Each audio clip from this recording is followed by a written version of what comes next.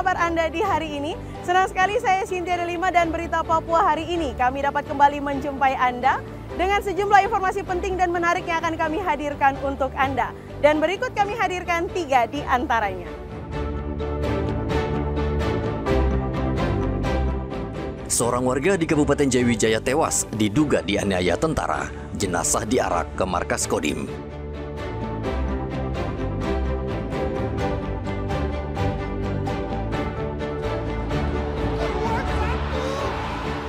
Bertanding di kandang, Persipura kalahkan Persipal Palu 3-0.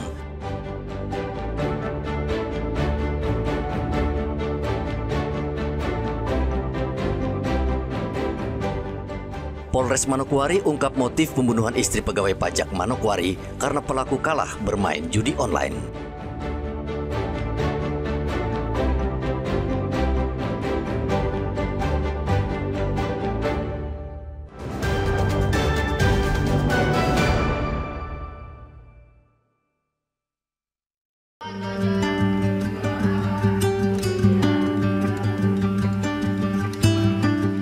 Asrama ternyata belum menjadi tempat yang nyaman bagi sebagian siswa di sekolah rakyat Merauke. Sebagian dari mereka meninggalkan asrama tanpa pemberitahuan. Kejadian ini membingungkan pihak sekolah. Menurut Kepala Sekolah Rakyat Terintegrasi 77 Merauke, Budi, hal tersebut terjadi karena berbagai faktor, termasuk kerinduan anak kepada orang tua maupun keinginan untuk bebas.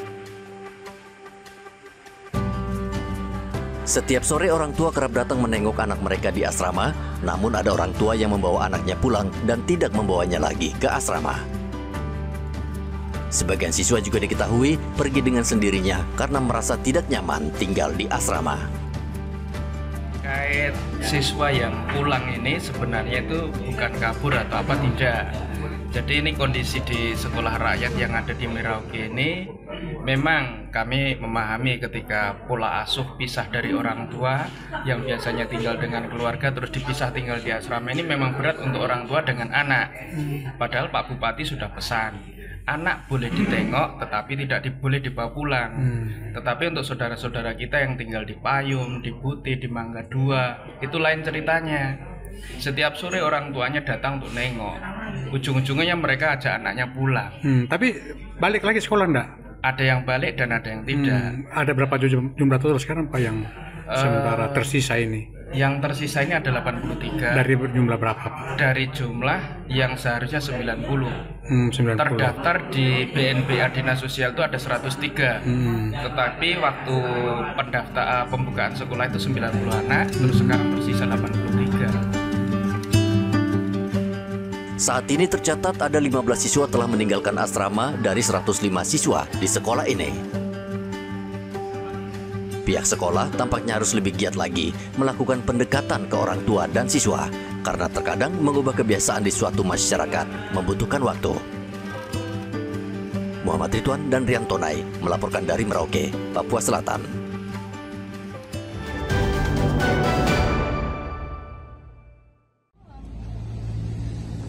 Kejaksaan Negeri Merauke memusnahkan berbagai barang bukti hasil kejahatan yang sudah memiliki kekuatan hukum tetap.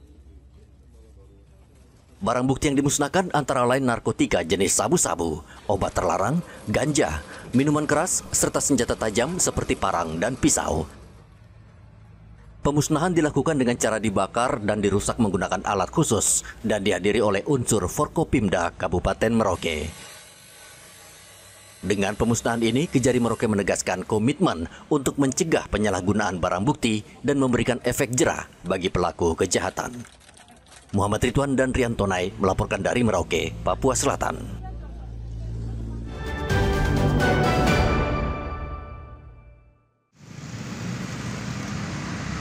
Sebagai ibu kota provinsi, Merauke menjadi tujuan orang untuk mengadu nasib.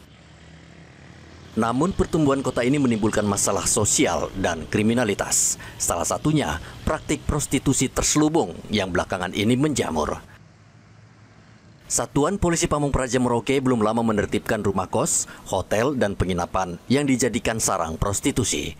Pelaku menggunakan aplikasi untuk menawarkan wanita yang melayani pria dengan tarif tertentu.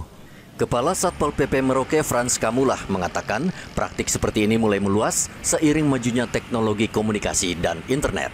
Frans memastikan pihaknya akan bertindak tegas menertibkan prostitusi terselubung karena bertentangan dengan peraturan daerah. Merauke kan sudah ibu kota provinsi, banyak orang yang datang, ada yang mencari pekerjaan di sini, ada yang memang halal dan juga ada yang tidak halal. Terkait dengan rumah-rumah kos maupun penginapan maupun hotel-hotel, banyak yang kita indikasi disalahgunakan.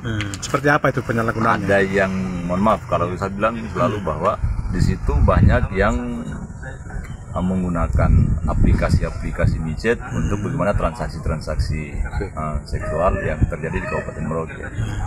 Penginapan maupun hotel juga banyak yang seperti itu. Tetapi kita masih lakukan pengecekan karena ketika kita masuk untuk melakukan penindakan, paling tidak harus kita temukan barang bukti yang jelas. Satpol PP akan meningkatkan patroli dan pengawasan di sejumlah tempat yang disinyalir menjadi sarang prostitusi. Langkah ini diharapkan bisa menjaga ketertiban, keamanan, dan citra Merauke sebagai kota yang aman dan nyaman. Muhammad Ridwan dan Rian Tonai melaporkan dari Merauke, Papua Selatan.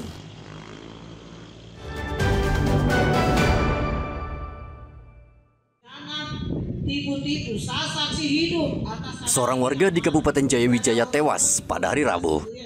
Franky Kogoya diduga dianiaya oleh oknum TNI dari Kodim 1702 Jayawijaya. Akibat kejadian ini, keluarga korban mengarak jenazah ke markas Kodim Jayawijaya untuk meminta pertanggungjawaban. Peristiwa berawal saat korban yang diduga mengalami gangguan kejiwaan melakukan pelemparan ke rumah dinas terduga pelaku. Tak terima dengan aksi itu, pelaku memukul korban. Menurut Komandan Kodim 1702 Jayawijaya, Letkol Reza Mamoribo, saat pelaku berkunjung ke rumah kerabatnya di sekitar Makodim, korban kembali melempari pelaku dengan batu. Oleh hasil visum, di mana hasil visumnya bahwa korban ini mengalami luka pukul di beberapa titik yang menyebabkan ada bekas kehitam-hitaman, kemudian lebam dan lain sebagainya. Namun benda tumpul ini masih kurang jelas, nanti dibuktikan dengan proses penyelidikan lebih lanjut atau penyidikan lebih lanjut. Dan kemudian untuk luka tembak yang masuk ke tubuh korban di pinggang itu memang ada, tapi bukan itu yang menyebabkan kematian. Yang menyebabkan kematian lebih ke yang pemukulan ini, sepertinya pemukulan. Itu penjelasan dari pihak rumah sakit karena luka tembak yang masuk ke pinggang korban itu hanya masuk sepanjang 0,5 inci. Jadi tidak tembus. Hanya masuk, kemudian sudah dilakukan langkah-langkah untuk mengeluarkan gotri atau munisi. Korban mengalami sejumlah luka memar akibat pukulan benda tumpul. Dan memastikan terduga pelaku Sertu S sudah diamankan dan diterbangkan ke Jayapura untuk diperiksa oleh Pomdam Cendrawasih. Kodim 1702 Jayawijaya memastikan proses hukum terhadap anggotanya akan dilakukan sesuai prosedur.